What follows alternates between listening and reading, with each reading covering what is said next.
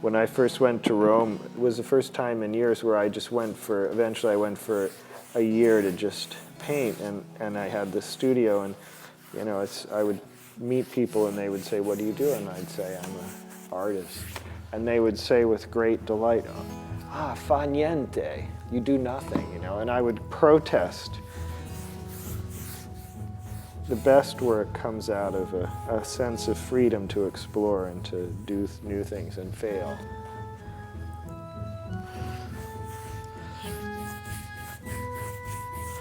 So the paper needs to be wetted so that the water, so that the ink will get, so it can go down into the marks on the plate and pick up the ink. The plate was covered with an aqua tint, which is just a fine, even dusting of powdered rosin, like what violinists put on their bows. And that rosin is then heated until all those particles melt. And I painted the image with a brush with acid in it. If you just did it on the bare copper, you'd just have these very shallow pools of area where the copper's eaten away, but the rosin provides a tooth. So when I put this ink on, and then I'm gonna wipe it all back off the surface, but it'll stay in the areas that were bitten by the acid. So I'm just trying to take the excess ink off the surface and sort of push it into the image, and then I'll wipe the rest off with my hand. And I use a little chalk to just dry the ink and the oil on my hand so that it'll pick up more. It's the most sensitive and precise tool you can use. And I can do it by feel as much as by looking at it. I'm more of a painter than a print maker, but I was a printer for 23 years. I did that for a living, and I love it. I love making prints. I like to work in a way that's more like painting, kind of loose, and I can make a lot of mistakes and just incorporate them into the image.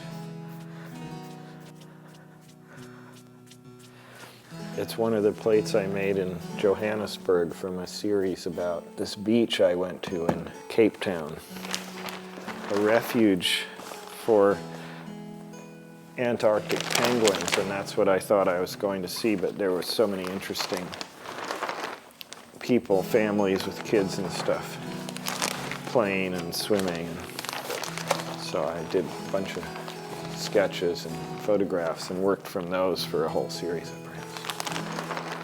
Then last summer I went to visit my dad, who lives in Ohio, where I grew up on Lake Erie, and this is an image from the beach that I grew up on.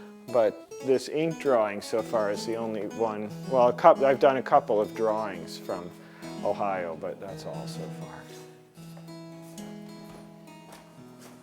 As a printer, I learned to be very precise about the way I would work with another artist's image that I was helping them to make. But for my own work, I'm not that precise. I like making ink drawings, and I like being able to get that quality in my prints.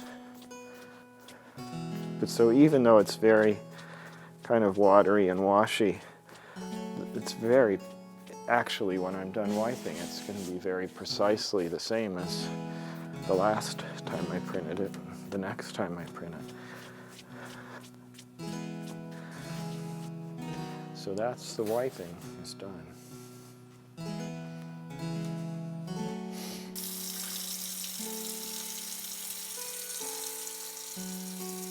I teach at RISD. I had just retired from my printing career to just concentrate on my painting because I had made an arrangement with a gallery in New York and was getting ready for a show. And then my wife finished her PhD and got a job at Brown. I came out here with her, and I thought I would just do my work, but after a year I ended up starting to teach and liking it. So I've been doing that now for a couple decades. This paper is Japanese gampi paper. The fibers from the bark of the gompi tree. And it's really strong. So you can see how transparent this paper is. So if I were to just print it on this paper, it would be a beautiful print, but you wouldn't see it very well. But I want the advantage of how beautifully it prints. The backing paper isn't that smooth, but it has the strength to sort of support this. And so I put the two together and I'm able to take advantage of the qualities of both papers. When I left Rome, I thought, I'm never going to have a space that's anywhere near as nice as this. And then eventually I found this place, which I think is as nice. This wonderful space. And it was built by the city as a meeting hall when the city of Pawtucket was incorporated. And belonged to the city until the 70s. And I like the high ceiling, even though I don't do anything that requires that height. I feel like I can sort of think better with the high ceiling. My thoughts can go up there.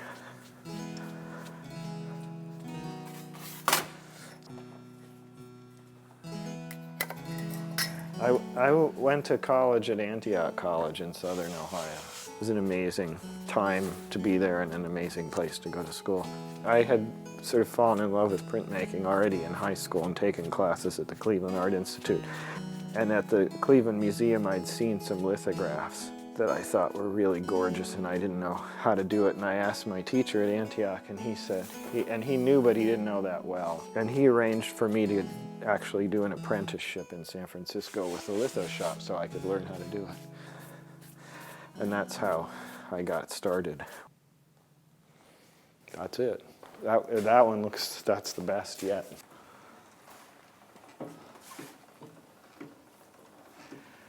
I make a plan for what I'm going to start to do each day, but then I like to try and listen to what the work is telling me about what I'm doing and what it can teach me. Because it's always interesting just to interact with the process. I love the process of drawing and painting.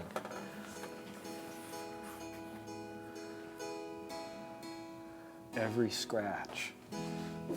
You develop as highly as you can your sense of skill, and then you kind of put it aside and let inspiration just take over, you know. So it's like, even though I did become a master printer and did that for years, so I have that level of skill, but it's not necessarily helpful, and I have to leave it behind. And that's what I mean about my painting. Is like I've been painting for 40 years, and I have it's not so much a skill, but I have a way of painting. But every day when I start to paint, I try and forget all that and just interact with my ideas and let the painting help me think of new things to do that I've never done before.